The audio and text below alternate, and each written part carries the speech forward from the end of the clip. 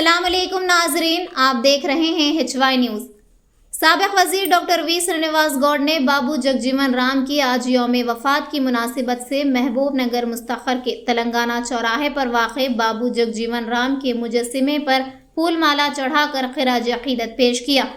बाद अज़ां उन्होंने मीडिया से बात करते हुए कहा कि बाबू जगजीवन राम ने मुल्क के नायब वज़ीर आज़म की हैसियत से खिदमात अंजाम देते हुए मुल्क के बिछड़े तबक़ात को तालीम से जोड़ने और इनकी तरक्की के लिए काम किया है। उन्होंने डॉक्टर BR अम्बेडकर के दस्तूर के मुताबिक निचले तबक़ात को रिजर्वेशन फराहम करने वाले अजीम इंसान थे। उन्होंने मुल्क के लिए कई तंजीमें दी। श्रीनिवास गौड़ ने कहा कि बाबू जगजीवन राम के अज़ाइम के साथ हमें आगे बढ़ना चाहिए। मज़ीद इसी तरह की खबरों को जानने के लिए आप जुड़े रहें HY न्यूज़ के साथ और चैनल को सब्सक्राइब करें, लाइक और शेयर करें।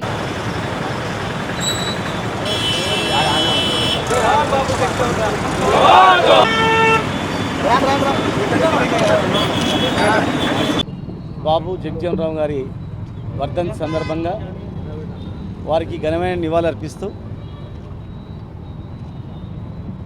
ఉమ్మడి మహబూబ్నగర్ జిల్లాలోనే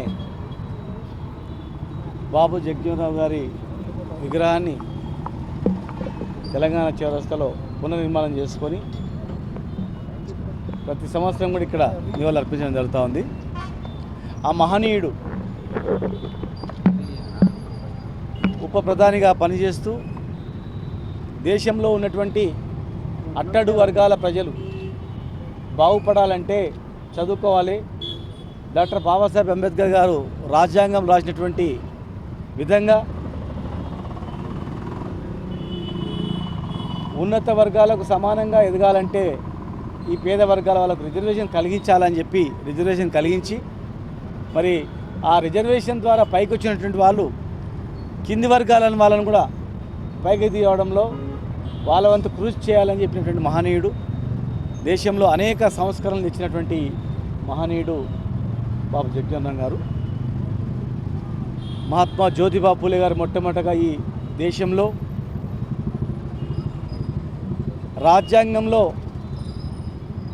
బాబాసాహెబ్ అంబేద్కర్ గారు రిజర్వేషన్ కలిగించడానికి కారణం మహాత్మా జ్యోతిబా పూలే. మరి పూలే నుంచి మొదలైనటువంటి సంస్కరణలు సాహు మహారాజ్, పెరియార్, తర్వాత బాబాసాహెబ్ అంబేద్కర్, కాన్షీరామ్ గారు, బాబు జగజీవన్ రామ్ గారు, ఇలాంటి మహనీయులందరూ కూడా పేదవాళ్ళు బాగుపడాలని, చదువుకోవాలని, అన్ని రంగాల్లో విద్య, వైద్య, అన్ని రంగాల్లో పారిశ్రామిక రంగాల్లో కూడా వీళ్ళు ఎదగాలని, అందరితో సమానంగా అన్ని హక్కులు సాధించాలంటే చదువు చాలా ఇంపార్టెంట్ అని చెప్పని మరి వారు కోరుకొని ఎన్నో సంస్కరణలు ఈ దేశం తేవడం జరిగింది.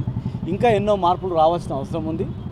ఖచ్చితంగా మరి వారి ఆశయాలకు అనుగుణంగా ప్రతి ఒక్కరు నడుచుకోవాలని వారికి మనస్ఫూర్తిగా నివాళులు అర్పిస్తున్నాం. జై భీమ్.